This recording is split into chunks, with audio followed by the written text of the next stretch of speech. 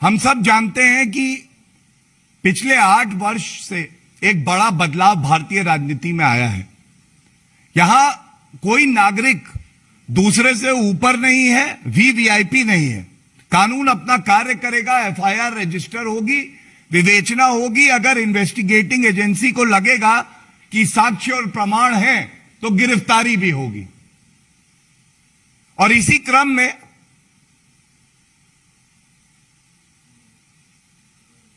तीस्ता सीतलवत की गिरफ्तारी होती है। लेकिन विचित्र एक षड्यंत्र देश के खिलाफ रचने में सबसे अग्रणी भूमिका निभाती है फिर से कांग्रेस पार्टी।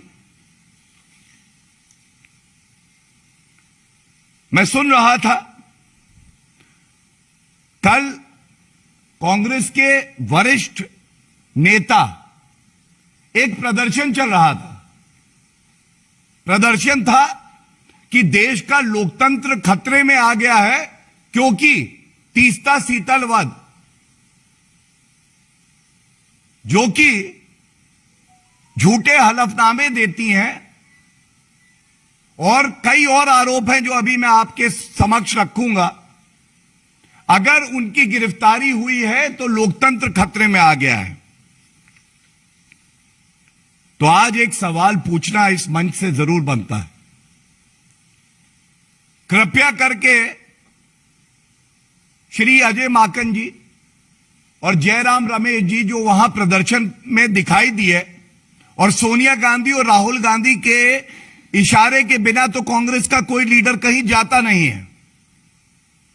तो आज ये पूछा जाएगा, मैंने वो टिप्पणी सर्वोच्च न्यायालय के आदेश की आपके समक्ष रखी। पहला सवाल है कांग्रेस पार्टी से कि क्या इस देश की सर्वोच्च न्यायालय में आपकी आस्था नहीं है?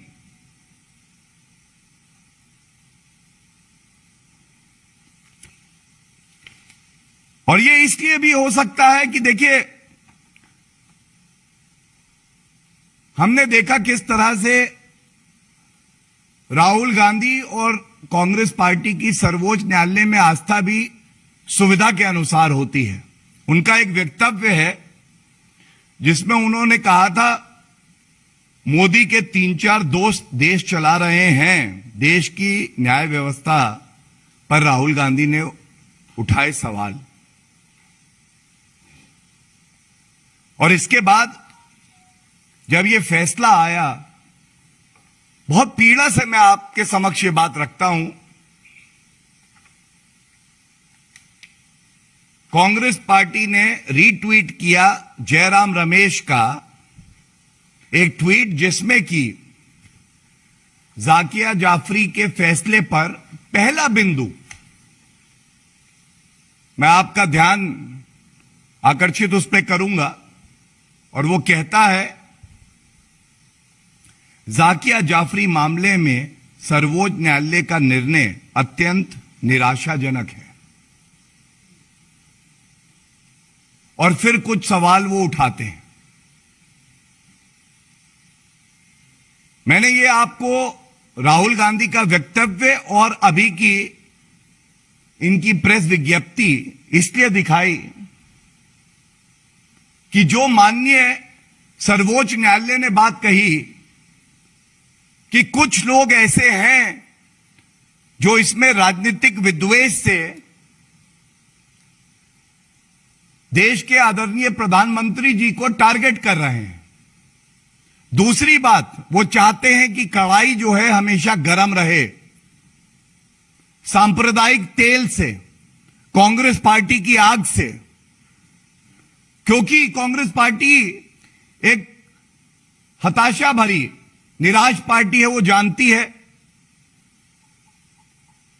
कि देश की जनता श्री नरेंद्र मोदी जी और भाजपा को आशीर्वाद दे रही है, तो इसीलिए इस तरह का षड्यंत्र किया जाता है। और यह कहना गलत नहीं होगा कि सर्वोच्च न्यायालय के आदेश के बाद दूध का दूध और जहर का जहर, दूध का दूध और जहर का जहर सामने आ गया। 20 साल तक श्री नरेंद्र मोदी जी ने एक आदर्श नागरिक क्या होता है इसका उदाहरण दिया। मामला लंबित था, सब जुडिस मैटर में एक शब्द नहीं कहा। कहा जाता है justice delayed is justice denied, and in this case for sure if this is the criteria then justice was delayed, but showing his firm commitment in the ethos of the Constitution, he decided to serve the people of Gujarat and then of our country.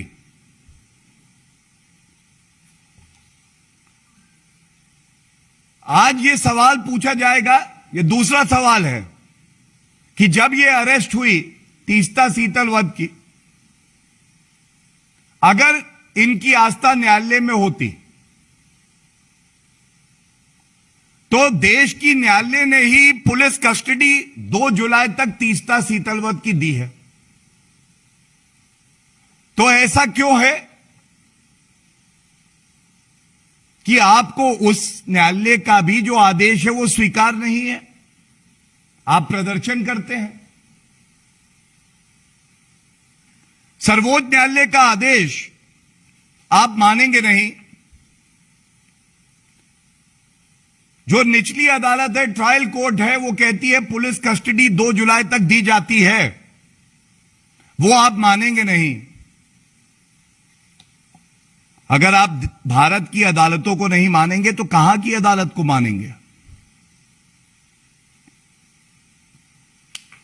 और ये क्यों हो रहा है ये बताना भी बड़ा आवश्यक है।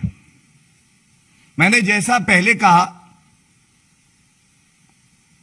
कि तीस्ता सीतलवत केवल एक ब्रांच ऑफिस थी, जो हेड ऑफिस मुख्यालय था वो कांग्रेस पार्टी का दफ्तर और सोनिया गांधी खुद थी, जिनको इससे कोई मतलब नहीं था कि पीड़ितों को इंसाफ मिले। कांग्रेस पार्टी का एक ही मकसद था कि उनको राजनीतिक लाभ मिले। और इसीलिए मैं आपको दिखाता हूं कि यह रिश्ता किस तरह का था, कितनी निकटता थी। गिरफ्तारी के बाद प्रोटेस्ट करने कांग्रेस पार्टी के सीनियर लीडर्स पहुंचते हैं। ये सोनिया गांधी और राहुल गांधी के इशारे पर ही होता है।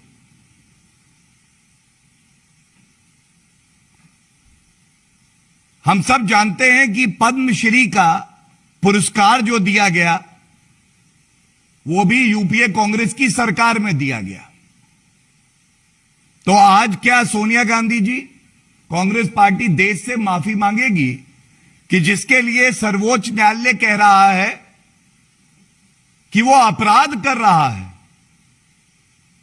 झूठे हलफनामे दे रहा है, लोगों को भड़का रहा है, मनगढ़ंत कहानियां प्लांट करवा रहा है, जिससे कि वो किसी का राजनीतिक करियर खत्म कर सके, उसको पद्मश्री दिया गया।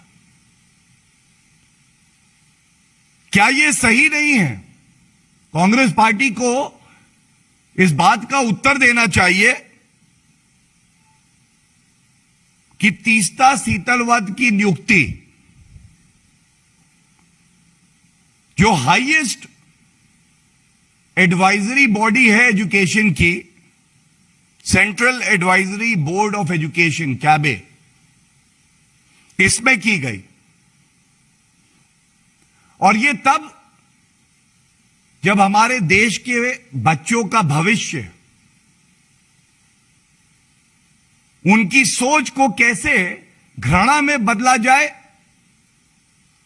उनके दिमाग में नफरत डाली जाए। तीसरा तथ्य जो सबसे संगीन एक अपराध है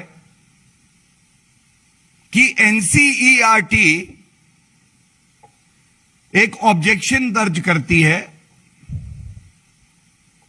लेकिन कांग्रेस यूपीए की सरकार 1,40,00,000 रुपया तीस्ता शीतलवत और उनकी जो कंट्रोल्ड एनजीओ ट्रस्ट हैं उनको देती है। क्या मजबूरी थी सोनिया गांधी जी कि आपकी सरकार एनसीईआरटी के विरोध के बावजूद 1,40,00,000 रुपया देती है, जिसका इस्तेमाल पीड़ितों का दर्द बेचकर तीस्ता शीतलवत एंड कंपनी विदेश जाने के लिए, अपनी सहूलियत के लिए और तमाम ऐसी चीजों में करती हैं जिसका पीड़ितों के परिवार से, पीड़ितों को इंसाफ दिलाने से कोई लेना देना नहीं है।